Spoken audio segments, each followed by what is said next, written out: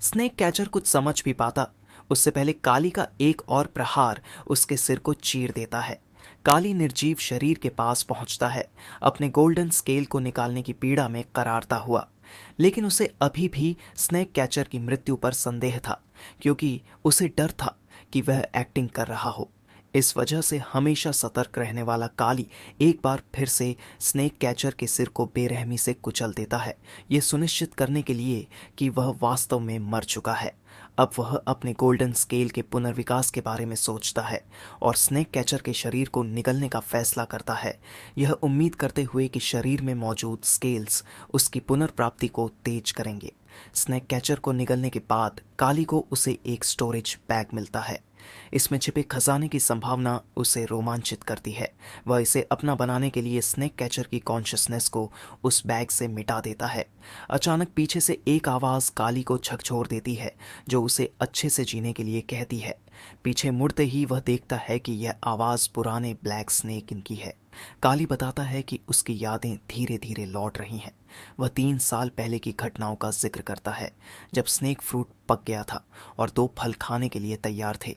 उस समय काली के पास कोई सोचने समझने की इंटेलिजेंट नहीं थी, तो स्वाभाविक प्रवृत्ति से प्रेरित होकर वह उन्हें निगलने के लिए पहुंचा। लेकिन वहां उन्हें पाने के लिए एक भीषण लड़ाई छिड़ी हुई थी, क्योंकि उनकी गंध ने सर्पों की भीड़ को आकर्षित कर लिया था, जिसमें स्नेक वैली की आधी से ज्यादा आबादी शामिल थी। उस उथल पुथल के क्षण में पुराने ब्लैक स्नेक ने अपना अधिकार जताया, एक जबरदस्त ऑरा का संचार किया जिसने संघर्ष को शांत कर दिया। काली भय से कांपता बस उसकी तरफ देखता रह गया, लेकिन अचानक पुराने ब्लैक स्नेक ने उसे उदारतापूर्वक एक पका हुआ फल भेंट किया। इस दयालुता के कार्य ने काली को वह सांप बना दिया जो वह आज है। काली सोचता है कि सर्पों की स्वाभाविक प्रवृत्ति स्वार्थी, निर्दयी और ठंडी होती है। वे अपने अस्तित्व के लिए एक दूसरे की हत्या करते हैं, लेकिन पुराने ब्लैक स्नेक की आंखों में ठंडक की बजाय कोमलता थी, एक ऐसा विचार जो काली के लिए उलझन भरा था। तो वह सवाल करता है कि पुराने ब्लैक स्नेक ने उसके प्रति इतनी दयालुता क्यों दिखाई। कुछ ही पल बाद वहां एक गहरा दृश्य प्रकट होता है, जहां काली पुराने ब्लैक स्नेक के निर्जीव शरीर के सामने खड़ा होता है, गहरे मौन में डूबा हुआ। दुख धीरे धीरे उसके दिल में घर करने लगता है और यह अनजान भावना प्रबल क्रोध में बदल जाती है। उसके चेहरे पर आंसू बहते हैं जब वह कसम खाता है कि वह स्नेक कैचर्स को उनकी गलती के लिए दंडित करेगा। कुछ समय बाद काली विशाल पत्थरों से स्नेक वैली के प्रवेश द्वार को सील कर देता है, अपने सिर को झुकाकर सम्मान में एक मानव परंपरा की नकल करता है और इस पहाड़ को पुराने ब्लैक स्नेक को समर्पित एक स्मारक घोषित करता है, यह उम्मीद करते हुए कि अगले जीवन में वह एक मानव के रूप में पुनर्जन्म लेगा। वह पुराने ब्लैक स्नेक के अंतिम संदेश को समझने लगता है कि एक स्पिरिचुअल बीइंग को अगली पीढ़ियों का पोषण करना चाहिए। फिर काली यह संकल्प करता है कि वह उनकी विरासत को आगे बढ़ाएगा जैसे ही उसे पर्याप्त शक्ति प्राप्त होगी।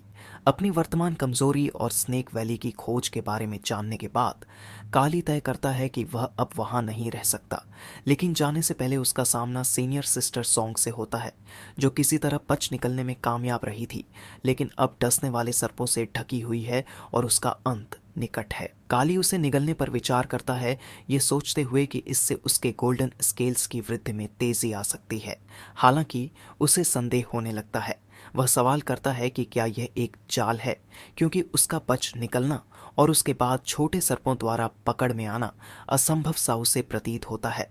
शायद वहाँ कुछ सीमाएं या पाबंदियां हैं जो मुझे फंसाने के लिए बनाई गई हैं, उसने सोचा, और अपनी लालच पर काबू पाकर काली वहां से हटने का निर्णय लेता है। तभी उसे जूनियर ब्रदर की याद आती है, जो काफी चालाक और कपटी था। पिछले संघर्ष के दौरान डीमन बेयर के साथ जूनियर ब्रदर ने चालाकी से अपने एक सीनियर ब्रदर को धोखा देकर मार डाला था। क्या वह अब भी ऐसी ही कोई योजना बना रहा है? काली ने कहा।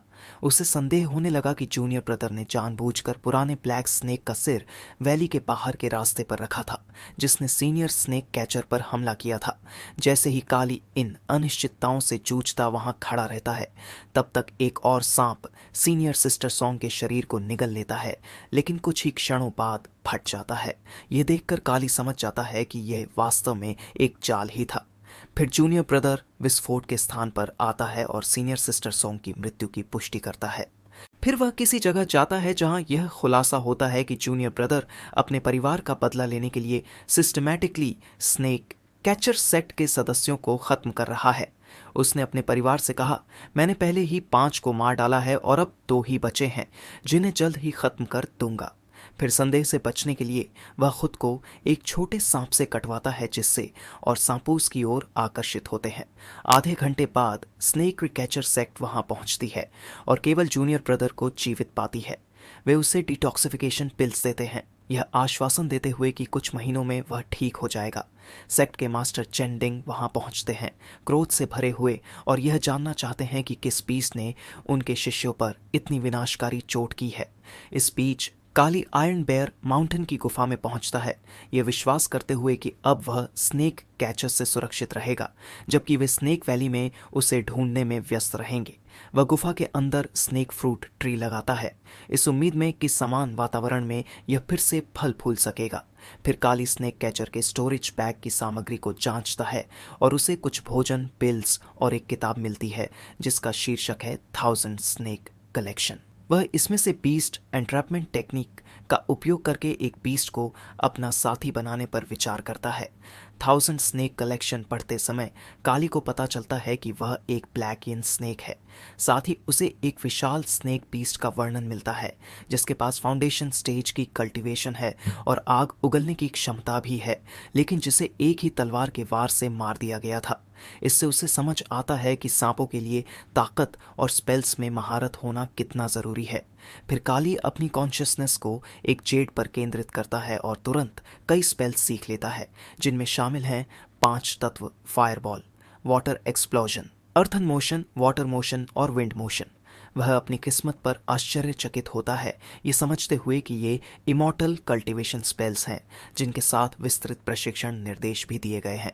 अपनी नई प्राप्त बुद्धिमत्ता पर आत्मविश्वास से भरा हुआ वह मानता है कि वह अलग है, इसलिए इन स्पेल्स में महारत हासिल कर सकता है। 1 महीने बाद काली अर्थन मोशन का अभ्यास करते हुए जमीन के भीतर सरलता से तैरता है।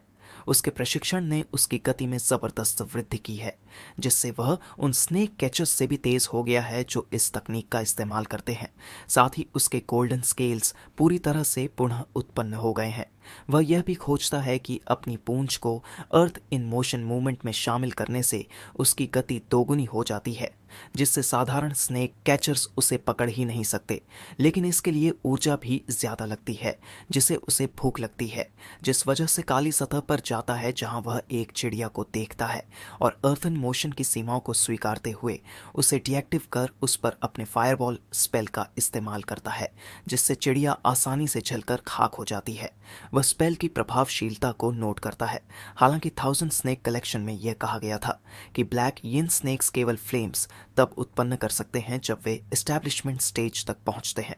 जैसे ही काली अपने रोस्टेड बर्ड के भोजन का आनंद ले रहा था, एक वुल्फ उसके पास आता है, जिसे देखकर वह कहता है कि गुफा के प्रवेश द्वार पर जो फुटप्रिंट्स मैंने देखे थे वो तुम्हारे ही थे, लेकिन मुझे लगा था पूरा एक झुंड होगा यहाँ। फिर करीब से निरीक्षण करने पर उसे एहसास होता है कि यह एक ग्रे वुल्फ बीस्ट है जो जादू करने में सक्षम है। इसलिए उसे लड़ने के लिए काली एक ट्रांसफॉर्मेशन करता है जिसमें अपने शरीर को बड़ा करते हुए वह यह कहता है कि वह अब एक साधारण बीस्ट नहीं है। फिर वह बीस्ट एंट्रैपमेंट स्किल को सक्रिय करता है, यह इरादा रखते हुए कि वह इस वल्फ को अपना पेट्रोलिंग बड़ी ज़रूर बनाएगा।